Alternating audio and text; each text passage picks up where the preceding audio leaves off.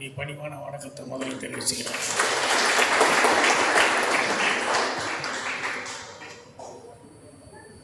ஈரோடு கோசாஸ்பத்திரியில் தான் நான் பிறந்தது. அதுக்கப்புறம் கோயம்புத்தூருக்கு போய் அங்கே ஸ்கூல் படிப்பு அங்கே படிக்கிறதுக்கு முன்னால் வெள்ளாங்கோயில் அம்மா இங்கே மிட்வைஃபாக ஒர்க் பண்ணிட்டுருக்கும்போது 1ஆம் கிளாஸ் வரைக்கும் இங்கே படித்தேன். அதுக்கப்புறம் எங்கள் தாத்தா வந்து கூப்பிட்டு போய் இங்கே ஸ்கூலில் அப்போ வெள்ளாங்கோயில் நினைக்கும் போது இன்னும் எனக்கு காமெடியாக இருக்குது. என்னென்னா ஒரு 15 அடிக்கு 15 அடி தான் இருக்கும் அந்த ரூம், மெத்தப்பள்ளிக்கூடம்னு பேர். ஆனால் மேலே வந்து ஒரே ஒரு ஹால், ஒரு ஹாஃப் இது. முதல் 2 வரிசையில் இருக்கிறவங்க 1ஆம் கிளாஸு, அடுத்த வரிசையில் இருக்கிறவங்க 2ஆம் கிளாஸு, 3ஆவது வரிசையில் இருக்கிறவங்க 3ஆம் கிளாஸ் அப்படின்னு சொல்லிட்டு இவ்வளோ தான் ஸ்கூலு. இங்கே தான் நான் 1ஆம் கிளாஸ் படித்தேன். ருக்மணி டீச்சர்னு ஒரே ஒரு டீச்சர், 3 பேருக்கு அவங்க தான் பாடம் எடுப்பாங்க. அப்போ எங்கள் தாத்தா வந்து இங்கே சின்ன பள்ளிக்கூடம் 1ஆம் கிளாஸ் முடிச்சிட்டேன், அடுத்து 2ஆம் கிளாஸுக்கு போகணும், லீவு. இங்கே என்ன படிக்க போகிறான் பாக்கியம். அங்கே கோயம்புத்தூரில் அவங்க எங்கள் அண்ணன்மார் 2 பேர்த்தையும் முதல்ல கூப்பிட்டு போயிட்டாங்க. அவளை கூப்பிட்டு அங்கே தான் 1ஆம் கிளாஸ் எல்லாம் அங்கே படிக்க வச்சாங்க. எங்கள் அம்மா வந்து இவன் கடைசி பையன் கூட இருக்கட்டும் அப்படின்னு சொன்னதுனால இங்கேருந்து 1ஆம் கிளாஸ் படித்தேன். அதுக்கப்புறமா வந்து எங்கள் தாத்தா வந்து இல்லை அப்படின்னு சொல்லி தகராறு பண்ணி கூப்பிட்டு போய் அங்கே முனிசிபல் ஸ்கூலில் சேர்த்தும் போது லைஃப்பில் என்னென்னலாம் காமெடி நடக்குது சொல்ல வர்றேன். அங்கே ஸ்கூலுக்கு கூப்பிட்டு போனார். ஹெட்மிஸ்டர்ஸ் உள்ளே உட்காந்துருக்காங்க. என்ன ஸ்கூலில் சேர்த்ததுக்கு 1ஆம் கிளாஸ் பாஸ் பண்ணிட்டு 2ஆம் கிளாஸு முனிசிபல் ஸ்கூலுக்கு கூப்பிட்டு போயிட்டு அப்புறம் எல்லாம் லைனாக நின்னாங்க.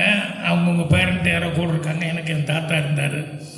நான் உள்ளே போகிற டைம் வரும்போது வெளியே டீ கடையிலேருந்து ஒரு டீ வடை வாங்கிட்டு வந்தார், என் கையில் கொடுத்தாரு. சரி பையன் பேரன் ரொம்ப நேரமாக வெயில் நிற்கிறான்னு கொடுக்குறாரு உனக்கு அப்படின்னு நினச்சிக்கிட்டு சாப்பிட போனேன். டொப்புன்னு ஒரு தலையில் ஒரு அடி.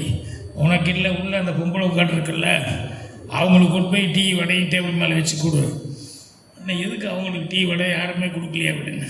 அப்புறம் உள்ளே போனதுக்கப்புறம் அந்த டேபிள் மேலே டீ வடையை வச்சுன்னு அந்த அம்மா சிரித்தாங்க. ஹெட்மிஸ்டர்ஸ், என்ன தாத்தா பையன் இல்லை பேரன் உங்களுக்காக பிரியமாக வாங்கிட்டு வந்தான் அப்படின்னு. அட்மிஷனுக்கு லஞ்சம் எந்த காலத்துலேயோ பாருங்க எப்படி. அப்புறம் சிரிச்சுக்கிட்டு அந்த அம்மா சரி பையன்னா ஊரில் 1ஆம் கிளாஸ் படிச்சுக்கிட்டு இருந்தான், இது கிராமம், அதனால் இங்கே 2ஆம் கிளாஸ் சேர்த்தலான்னு சொல்லி கூப்பிட்டு வந்தாங்க. ஐயோ தாத்தா, இன்றைக்கி 1ஆம் கிளாஸ் தான் எடுத்துகிட்ருக்குறோம், 2ஆம் கிளாஸ் நாளைக்கு தான் எடுக்க போகிறோம், பையனை கூப்பிட்டு போயிட்டு நாளைக்கு கூப்பிட்டு வாங்க அப்படின்னு. நான் போகலாங்கிறேன். எங்கள் தாத்தா அப்படி யோசிச்சுக்கிட்டே இருக்கார். போகலாம் தாத்தா அப்படின்னு. அப்புறம் அப்படியே யோசிச்சுருக்க, போகலாம் தாத்தா, அவங்க தான் 1ஆம் கிளாஸுக்கு தான் எடுக்கிறாங்கன்னு சொல்கிறாங்க, நான் தான் 1ஆம் கிளாஸ் பாஸ் பண்ணிட்டேன் அப்படின்னு. அப்போ அந்த ஹெட்மிஸ்டர்ஸ்கிட்ட எங்கள் தாத்தா சொல்ல, அது கிராம பள்ளிக்கூடம், அங்கே என்னத்தை படிச்சுட்டு போகிறான், இங்கே 1ஆம் கிளாஸ்லேயே சேர்த்து விட்டேன்னா ஸ்ட்ராங்காக படிப்பான். நான் அழுகையாக வருது. அந்த அம்மாவே வேண்டாங்கிற 1ஆம் கிளாஸ் தான் படிச்சுட்டீங்கல்ல, அங்கே பையனை கேட்டால் கரெக்டாகவும் பதில் சொல்கிறேன், 2ஆம் கிளாஸ் நாளைக்கு கூப்பிட்டு வாங்க அப்படின்னா, இல்லை பரவாயில்ல நான் கையெழுத்து போடுறேன் 1ஆம் கிளாஸ்லேயே சேர்த்துங்க அப்படின்னா, இல்லை தாத்தா அப்படின்னு அழுகிறா, பேசாமடுறா அப்படின்னு சொல்லிவிட்டு இவரே நோட்டை வாங்கி கையெழுத்து பழனிசாமி நாயுடுன்னு போட்டு விட்டார். எனக்கு அழுகையாக வருது. வெளியே வந்து எங்கள் தாத்தா கிட்ட ஒரே சண்டை. நான் 1ஆம் கிளாஸ் பாஸ் பண்ணிட்டேன், மறுபடியும் எதுக்கு நான் வந்து மறுபடியும் 1ஆம் கிளாஸ்லேயே சேர்த்துனேன் அப்படின்னா, நாளைக்கு கூட சொன்னாங்கல்ல எதுக்குன்னே, நாளைக்கு ஒரு தடவை வந்து அந்த பொம்பளைக்கு 100 டீ வடை யாரை வாங்கியிருப்பாங்க. ஸோ ஒரு டீ வடைக்காக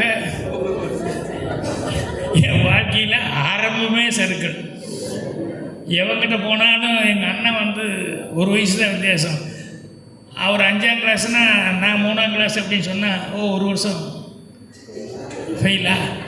இப்படியே எல்லோரும் கேவலப்படுத்த ஆரம்பிச்சு இதை வந்தோடனே எங்கள் வீட்டில் எங்கள் அத்தை மாமா பாட்டி எல்லோரும் உட்காந்துருக்காங்க. அழுது வந்து சொல்கிறேன், தாத்தா வந்து இப்படி ஒரு டீ 100 வடைக்காக என்ன மறுபடியும் 1ஆம் கிளாஸ் சேர்த்துனு எல்லோரும் சிரித்தாங்களே ஒழிய யாருமே ஸ்டெப் எடுத்துக்கல. இல்லை பையனை கூப்பிட்டு போய் மறுபடியும் 2ஆம் கிளாஸில் சேர்த்துக்கணும். ஸோ அந்த மாதிரி படிப்புங்கிறது வந்து ஆரம்பத்துலேயே எனக்கு தகராறு ஆயிடுச்சு. அதுக்கப்புறமா வந்து அங்கே படிச்சுக்கிட்டு இருக்கும்போது தான் அம்மா இங்கே வெள்ளாங்கோயிலில் மிட்வைஃபாக இருக்கும்போது லீவுக்கு வந்து போயிட்டுருப்பேன். அந்த quarterly leave, half yearly leave இருக்கிறான். அப்போ வந்தால் அங்கே டென்ட்டு எப்பாவது ஒரு தடவை தான் டென்ட் அந்த ஊரில் போடுவாங்க. இல்லைன்னா சினிமா பார்க்குறதுக்கெல்லாம் சான்ஸே கிடையாது.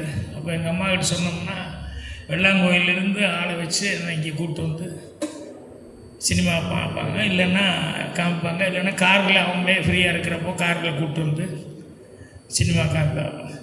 ஸோ கோபி அப்படிங்கிறது வந்து முதல் அப்படி தான் எனக்கு மனசுக்குள்ளே உள்ளே வந்தது. அப்போ நான் நினைக்கவே இல்லை, கோபியில் தான் முதல்ல நான் வந்து கேமரா வச்சு ஷூட்டிங் எடுக்க போகிறேன் அப்படின்னு சொல்லிட்டு கோபிலேயே எடுக்க போகிறேன் அப்படின்னு நான் நினைக்கவே இல்லை.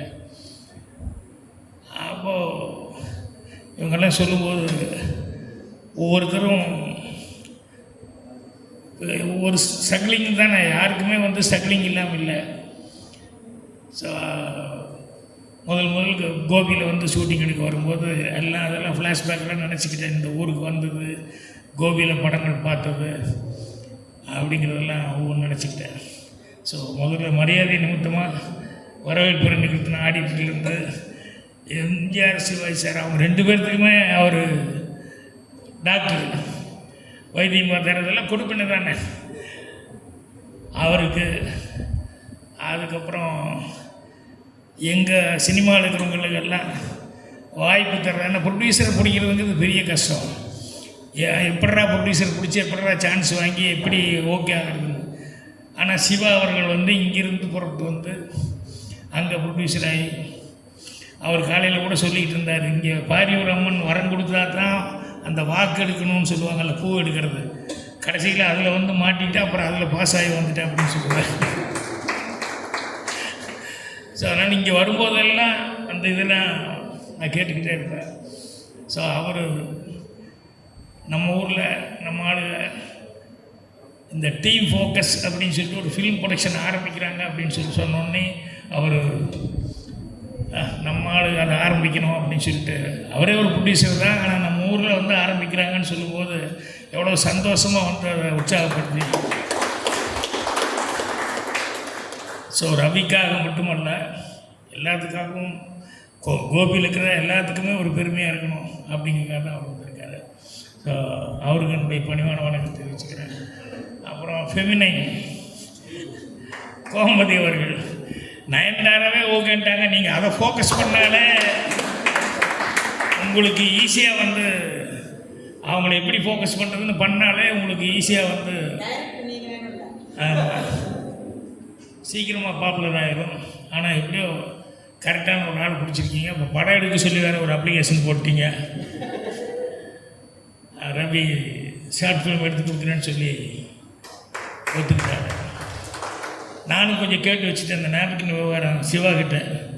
நான் நேப்கின்னா கட்சி கூட கொஞ்சம் பெருசாக இருக்குது, அப்பப்போ நான் நேப்கின் அடிக்கடி வீட்டில் எடுப்பினேன், நேப்கின் கொடுன்னு வாங்குவேன். என்ன இவங்க எதோ புதுசாக எதுவும் லேடிஸ் நேப்கின் இல்லை சார் அது வேறு அப்படின்னா.